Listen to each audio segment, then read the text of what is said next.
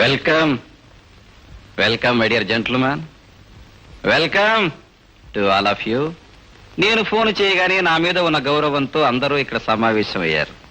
Thank you.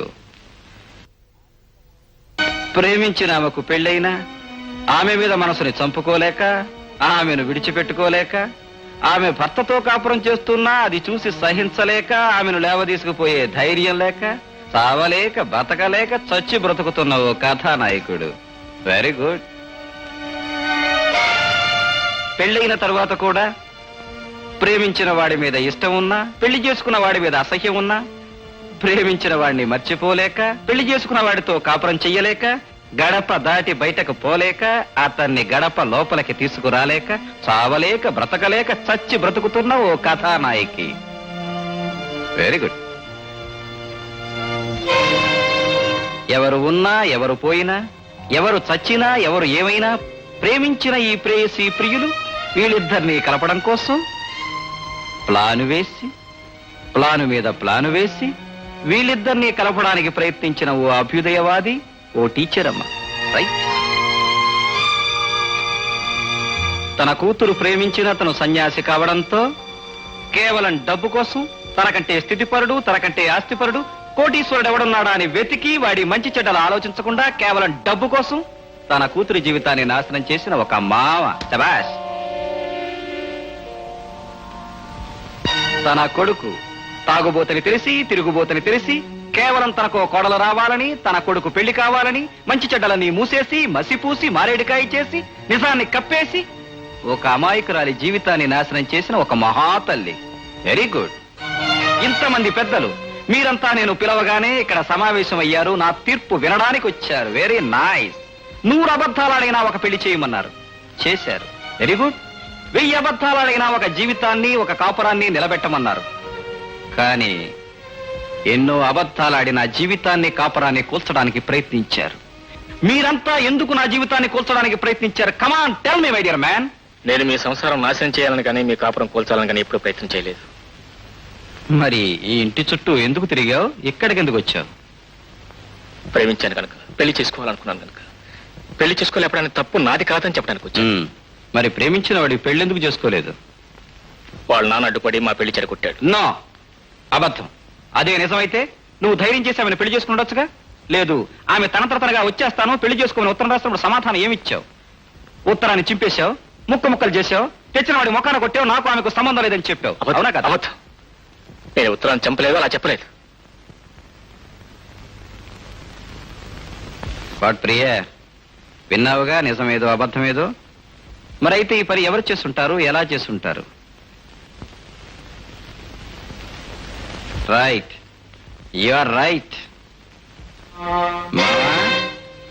ఈ పని చేసింది నువ్వే కదూ? కేవలం మీ అమ్మాయి మనసు విరగొట్టడం కోసం, వాళ్ళిద్దరిని విడదీయడం కోసం ప్లాన్ వేశావు, అబద్ధం చెప్పించావు, నీ పని పూర్తి చేసుకున్నావు. ఇప్పుడు అపార్థం తొలగిపోయింది, వాళ్ళిద్దరూ ఒకటైపోయారు. ఇప్పుడు నా పరిస్థితి ఏమిటి? నేనేం చేయాలి? ప్రియా, మీరు సుఖంగా కాపురం చేయటం నాకు కావాల్సింది. నేను మీ అందరికీ దూరంగా, అవసరమైతే ఈ ప్రపంచానికి దూరంగా వెళ్ళిపోతాను. అంతేగాని ప్రియకి మాత్రం ఎలాంటి అన్యాయం జరగటానికి వీల్లేదు. ప్రియ మీరు వదిలిపెట్టడానికి వీల్లేదు, ప్లీజ్. అయితే మరి ఆమె పెళ్లి చేసుకోవాలని లేదా? లేదు.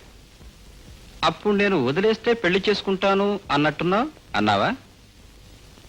అన్నాను. మరి ఇప్పుడు ఎందుకు చేసుకో? నేను వదలలేదనే? వదిలేస్తాను, చేసుకో. నా కూతురికి మరో పెళ్లి చేయడానికి నువ్వెవరివి? నా కూతురికి మరో పెళ్లి చేస్తే నా పరువు ప్రతిష్ట ఏం కావాలి? దానికి మరో పెళ్లి చేయడానికి నేను ఒప్పుకోను. ఒప్పుకోకపోవడానికి నువ్వెవడివి? దాన్ని కన్న తండ్రిని. కన్న తండ్రి హక్కు కన్యాదానం చేసేటంత వరకే. తాళి కట్టిన తరువాత సర్వ హక్కులు కట్టుకున్నవాడివి, అంటే నావి. భార్య నగలడిగినా, చీరలడిగినా, పువ్వులడిగినా, చివరికి ప్రేమించిన వాడిని పెళ్లి చేసుకోవాలి అని అడిగినా ఆ కోరిక తీర్చాల్సిన బాధ్యత భర్తగా నాకుంది. ఆ కోరిక తీరుస్తాను. కన్న తండ్రి కాదు, ఎవడూ దీన్ని ఆపడానికి వీల్లేదు. చూడు ప్రియ, నేను రాత్రంతా ఆలోచించి ఒక నిర్ణయానికి వస్తాను, చెబుతాను అన్నాను. రాత్రంతా తాగి ఆలోచించి ఒక నిర్ణయానికి వచ్చాను.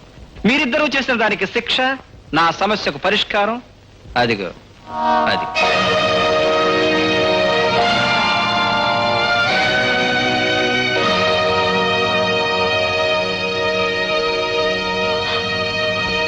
కమాన్ కమాన్ ప్రియా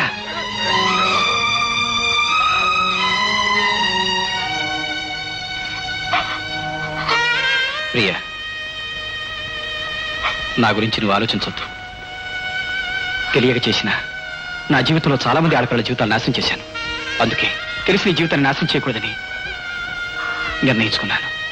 చూడు, మీరిద్దరూ ప్రేమించుకున్నారని, మీకిద్దరికి చిన్నప్పుడే పెళ్ళయిందని మన పెళ్ళైన తరువాత నాకు తెలిసింది. అందుకే ఎన్నాళ్ళు నీకు దూరంగా ఉన్నాను. నీ మనసు తెలుసుకోవడానికి ప్రయత్నించాను. నీకు అతనే సరైన మనిషి. నాతో కాపురం చేయలేవు, నాతో సుఖపడలేవు. నువ్వు అతన్నే పెళ్లి చేసుకో. వద్దండి, వద్దు. ప్రియ, నువ్వు అతన్ని ప్రేమించావు, పెళ్లి చేసుకోవాలనుకున్నావు. మరి ఇప్పుడు ఎందుకు చేసుకో? నేను మీకు భార్యనండి.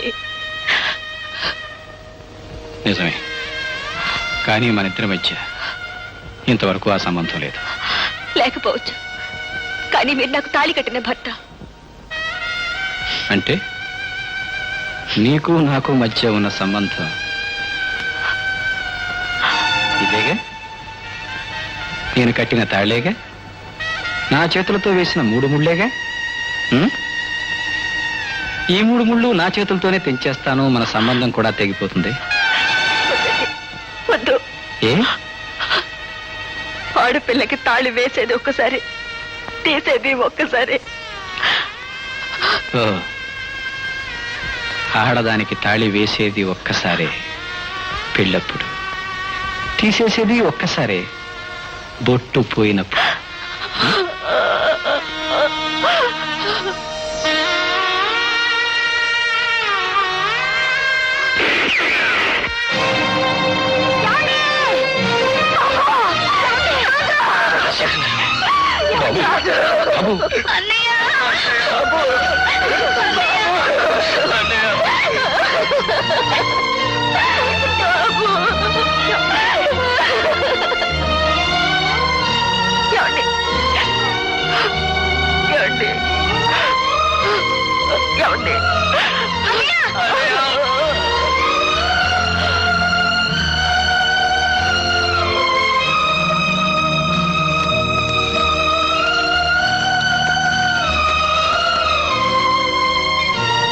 ప్రియా, సాంప్రదాయాలు మంచివి, కానీ ఆ సాంప్రదాయాలు జీవితాన్ని నాశనం చేయకూడదు.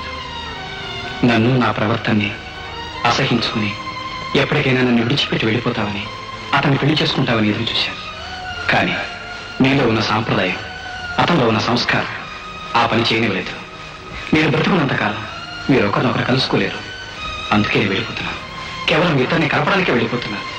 నేను వెళ్ళిన తర్వాత కూడా మీరిద్దరూ కలుసుకోకపోయినా, పెళ్లి చేసుకోకపోయినా నాకు అన్యాయం చేసినట్టే లెక్క. ఒకవేళ మళ్ళీ పెళ్లి చేసుకోవడం సాంప్రదాయం కాదు అనుకోవచ్చు. నిజం చెప్పాలి అంటే నాదే మళ్ళీ పెళ్లి. దైవ సాన్నిధ్యంలో ఊహు తెలియని రోజుల్లో మీరు ఒకరికొకరు మార్చుకున్న దండలు, ఒకరికొకరు తెలియకుండా చేసుకున్న పెళ్లి, అదే నిజమైన స్వయంవరం, అదే నిజమైన పెళ్లి. అందుకే మీరు నిజమైన దంపతులు.